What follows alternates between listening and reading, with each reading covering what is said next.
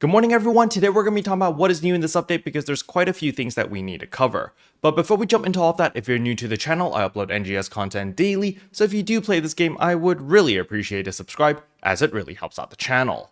Anyway, without further ado, let's begin the video.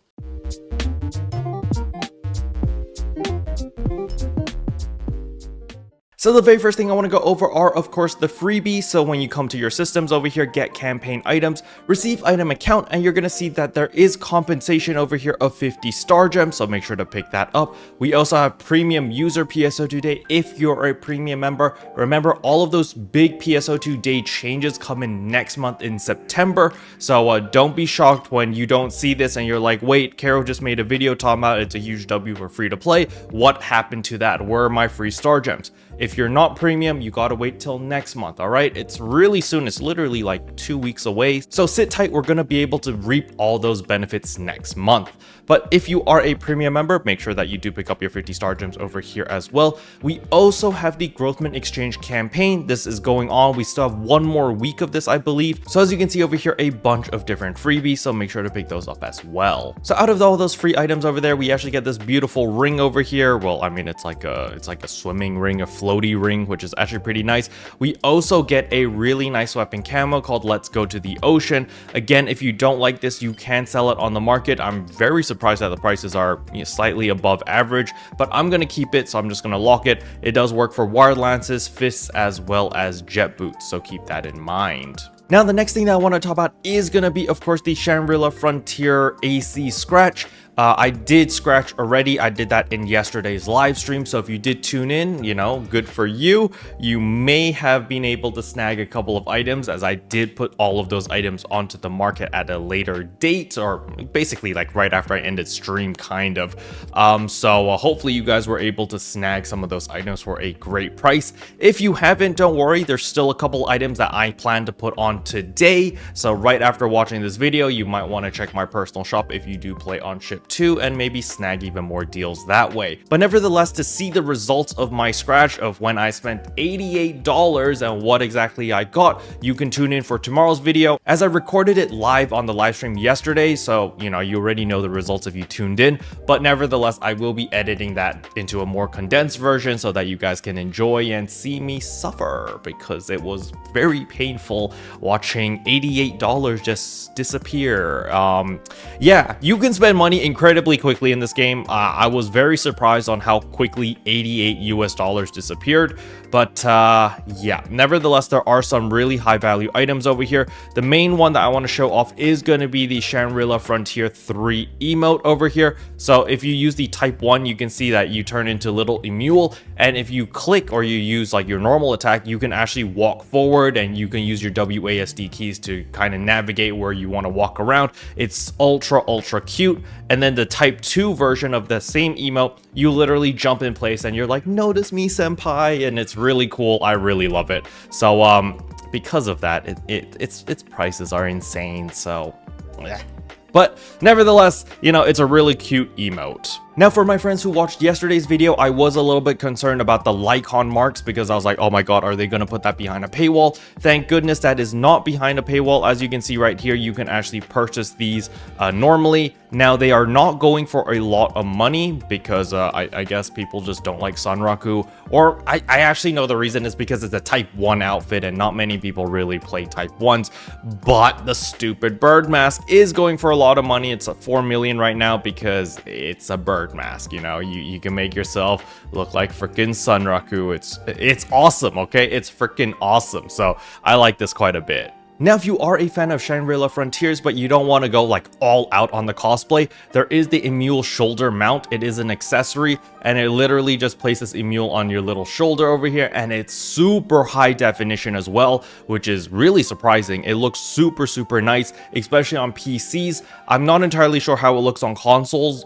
Hopefully it doesn't look too bad, because I know on consoles they usually downscale everything and they crush it, but I hope that it looks equally as good on consoles as it does on PC, because this is really high quality stuff. Now, with all of that out of the way, the next thing we need to talk about is, of course, the new limited time quest, a grand series of runes battles. This is absolutely amazing. We do have current in-quest effects. If you are a premium member, you do get the extra 100% extra rare drop rate, and it is fairly simple. You just kill 3 gigantics. Even in pug groups, we ran like, I want to say maybe like 10 runs yesterday, and each run was 4 minutes and 30 seconds. It never went above 5 minutes per run, and it's incredibly efficient. Now, the reason why you want to run this is because, first of all, there is a chance of getting a full-on Gigas Mastery from these bosses, as well as the Wingguard weapons, the Stasis armors, Mars updaters, as well as add preset level 1. However, these are just the featured items.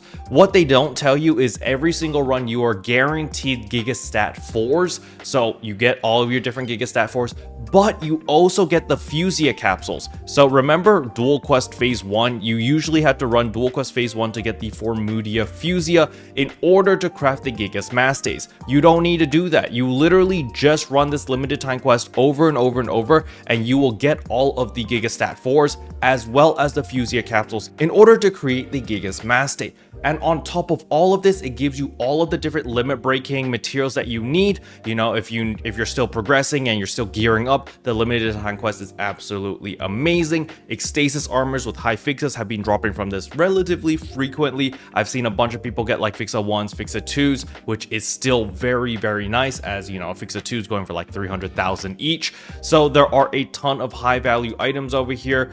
So if you are progressing through the game, or if you just need a lot of material, LC capsules, stuff like that, just farming the limited time quest is literally less than 5 minutes per run. So you can just run this on autopilot.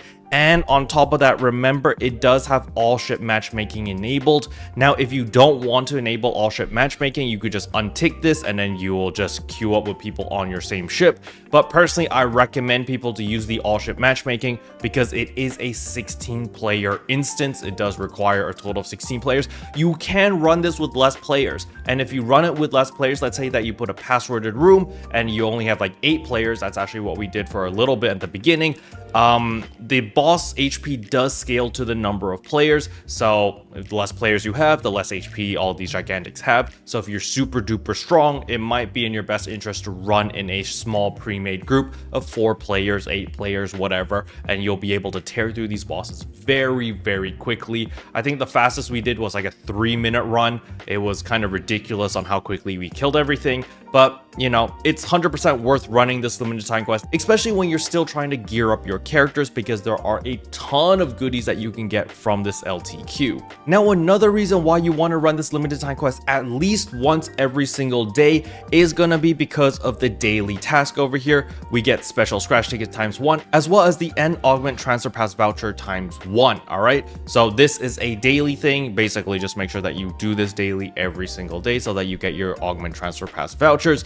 However, not everything is sunshine and rainbows, because we're talking about SEGA over here, and like, this doesn't compute in my brain. We had the run 10 runs of LaSalle Exploration for 8 Augment Transfer Pass vouchers in the weekly. We had that, right? They took that away. I don't understand why they removed it. It's silly. It's really, really silly. They should have kept that as a permanent weekly, because we currently have that event going on, the Faria support event, where when we go into LaSalle Exploration, you're going to see right here that the enemy's HP is reduced by 20%. It's supposed to be 30%. That's what it said on the website, and I don't really know why it says 20% over here, but nevertheless, we do have that campaign going on, and you know, we also get the extra rare drop rate as well as the fixer drop rate boost. So it is a good idea to run LaSalle Exploration. You're kind of incentivized to do it with all of these Faria boosts, but why did they remove it? I would be very happy to run this 10 times if I could get the Augment Transfer Pass vouchers, but they removed it. And I'm sitting here going, why? Why you do this, SEGA? I'm praising you for all of these great things that you implemented, and then you do something stupid right after, and Yes, this is the reality, unfortunately.